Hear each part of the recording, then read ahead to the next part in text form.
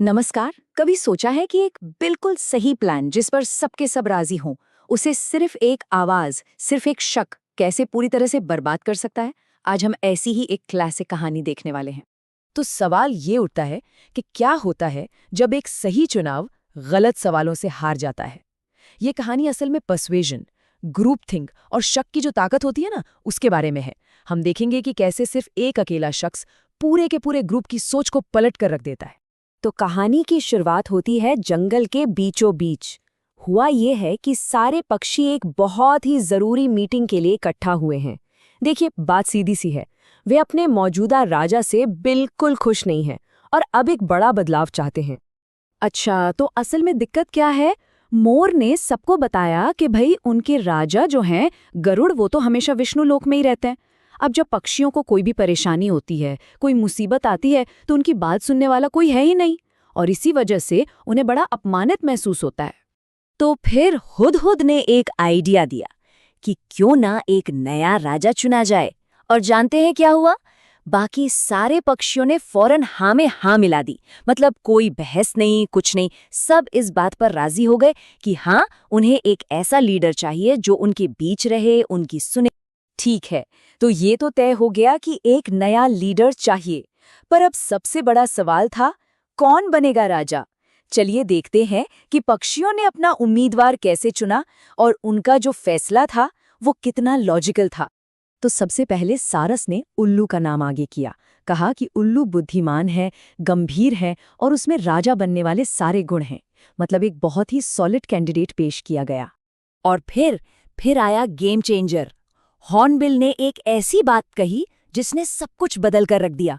उसने कहा, अरे उल्लू तो देवी लक्ष्मी की सवारी है। अगर वो हमारा राजा बना तो हमारी सारी गरीबी दूर हो जाएगी। बस जैसे ही पक्षियों ने देवी लक्ष्मी का नाम सुना, उन्होंने बिना सोचे समझे फौरन उल्लू को अपना राजा मान लिया। तो कैंडिडेट फाइनल हो गया है और सब के सब एक मत हैं। अब बारी थी जश्न की। एक शानदार राज्याभिषेक यानी कोरोनेशन की तैयारी फौरन पूरे जोश और खुशी के साथ शुरू हो गई। राजा चुने जाने के बाद उल्लू ने भी एक बहुत ही विनम्र और दिल से स्पीच दी। उसने सबका शुक्रिया अदा किया और वादा किया कि वो उनकी सारी परेशानियां हल करने की पूरी कोशिश करेगा। इससे साफ पता चल रहा था कि वो इस जिम्मेदारी के लिए कितना कमिटेड है। और देखते ही देखते पूरा जंगल जश्न में डूब गया।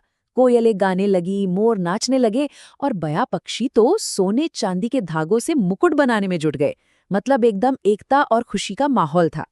और इन्हीं सब तैयारियों के बीच उल्लू पास के एक मंदिर में आशीर्वाद लेने के लिए उड़ गया।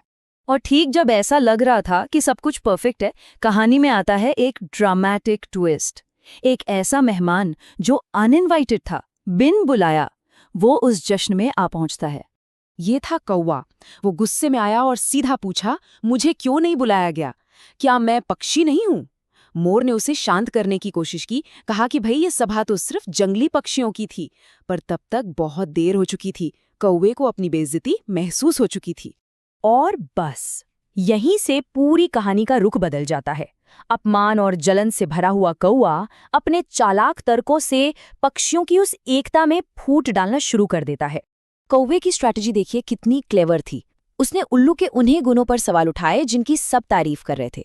उसने कहा, अरे ये उल्लू तो रात का प्राणी है, दिन में जब मदद चाहिए होगी तो कौन आएगा? मतलब उसने सीधे सीधे उनके चुने हुए राजा की अवेलेबिलिटी पर ही एक बड़ा सा क्वेश्चन मार्क लगा दिया। और इसका असर तो फौरन हुआ। पक्षी एक दूसरे से कानाफूसी करने लगे। उन्हें लगा कि अरे हाँ, कौवा जो कह रहा है उसमें दम तो है। और बस वो जो एकता की भावना थी वो हवा हो गई। एक एक करके सारे पक्षी वहां से खिसकने लगे। तो अब हम कहानी के आखिरी और सबसे शांत हिस्से पर आते हैं। ये वो हिस्सा है जो बताता है कि कौवे की उस तोड़ फोड़ का लॉन्ग टर्म रिजल्ट क्या हुआ। जरा सोचकर देखिए उस सीन को। जब उल्लू आशीर्वाद लेकर वापस लौटा तो उसने क्या देखा कि जहां कुछ देर पहले इतना बड़ा जश्न चल रहा था, वो जगह अब बिल्कुल खाली है, वीरान पड़ी है। उसका राजा बनने का सपना चकनाचूर हो चुका था। तो यही है इस कहानी का सार। कौवे ने, जिसे कहते हैं ना, रंग में भंग डाल दिया। उसने सिर्फ एक खुशी का मौका ही बर्बाद नहीं किया, बल्कि एक ऐसी दुश्मनी पैदा कर दी जो हमेशा हमेशा के लिए रह गई।